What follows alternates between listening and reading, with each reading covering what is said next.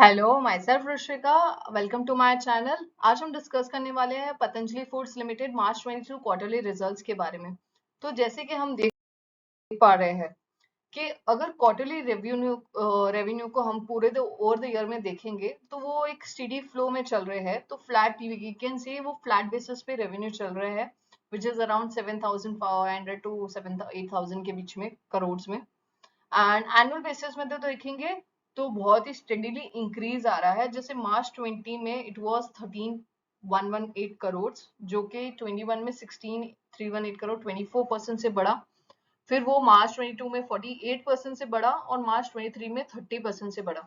तो एक देखा जाएगा कि तो मेजर इम्पैक्ट और increase in revenue is due to two segments like edible oil and food and FMCG products, जो कि बहुत ही अच्छा ग्रोथ दिखा रहे हैं, जिस कारण से पतंजलि का रेवेन्यू बढ़ते ही जा रहा है।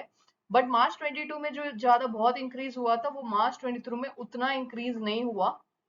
तो this is a sign of concern but still a good percentage increase in the revenue. और प्रॉफिट्स की बात करेंगे तो ओवरऑल अगर हम प्रॉफिट्स को देख रहे हैं तो मार्च 20 से मार्च 23 में drastic amount of increase in profit हमें देखने को मिला है। और उसके बाद अगर देखेंगे तो मार्च 22 के कंपेयर में मार्च 23 वो एक स्टेडी फ्लो हुआ है। तो देखा जाएगा तो मार्च 22 से 21 में बहुत अच्छा इंक्रीज होते होते अब आज हो गया है एक steady percentage flow of profit margins. तो which shows that profit margins on the revenue is now steadily between 3 to 4% only. And अगर हम देखेंगे तो प्रॉफिट सेगमेंट में जो सबसे मेजर इम्पैक्ट डाल रहा है वो वही है edible oil and foods and FMGV products. अब हम बात करेंगे रेवेन्यू के बाद प्रॉफिट्स और प्रॉफिट के बाद कॉस्ट पे। तो कॉस्ट में अगर हम ओवरऑली देखेंगे तो net profits have been reduced which may be due to reasons like advertising cost or any other expenses which may have lead to an decrease in the profits of the company. Interest cost is reduced एकदम ही चले गए which shows the company has repaid all the loans and all. Other expenses भी reduce हो चुके हैं, employ cost reduce हो चुका है बट कॉस्ट ऑफ सीओजीएस थोड़ा इंक्रीज हो चुका है, जिस वजह से वी कैन सी कि there is a steady decline in the profits from the last year. Quarterly basis पे अगर हम नेट प्रॉफिट देखेंगे तो वो एवरेजली सेम अराउंड 3.9 से 3.3%, तो लगभग वही रेंज में चल रहा है, 3 to 4% की रेंज में। अब हम आफ्टर प्रॉफिट कॉस्ट अब हम रेशियोज की बात करेंगे इंपॉर्टेंट। तो return on equity is 9%, return on capital employ is 8%, which shows that company is average having less loan right now, and return जो इन्वेस्टमेंट पे मिल रहा है ऑन कंपनी वो अराउंड 8 to 9% है, which is quite okay. CAGR revenue 38%, 34% है, CAGR of profit 79% है। What is CAGR? Basically is compounded annual growth rate of their revenues and their profits is very high, which is quite a good positive sign. Company is in the increasing revenue model and increasing the profit models also.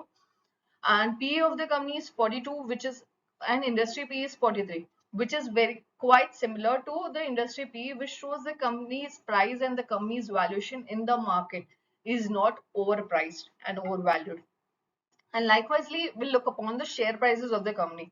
Share prices पे जो return मिले हैं investor को वो है 3 months में 7.84%, 1 year में -5.2, 2 years में माइनस है। तो वैसे देखा जाए तो इन्वेस्टर को जो उनके शेयर्स पे इन रिटर्न मिल रहे हैं शेयर प्राइसेस पे वो इतने फ्लक्चुएटिंग रहे हैं, एंड शॉर्ट टर्मली ही वो प्रॉफिट दे पा रहे हैं उनको, long termly they are not showing the good profit. And now look upon the summary. Revenue जो लास्ट ईयर 24,205 करोड़ था वो अब 31,525 करोड़ हो गया। There is a drastic increase in the revenue.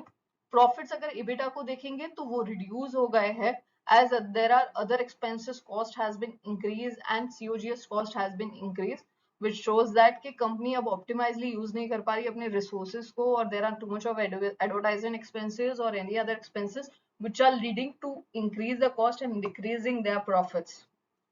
And net profits अगर हम देखेंगे तो वो थोड़े से इंक्रीज हुए हैं, which is a quite low margin we can say. So gross margin has been reduced due to increase in the COGS cost, and EBITDA has been reduced, and net profit after tax has been reduced from 3.38% to 2.80. So let's see overall after the revenue, as the increase in the revenue and increase in the profits can be seen in the future, and optimized cost will be able to achieve by the company. So thank you for watching me. Do like and subscribe my channel. Thanks a lot.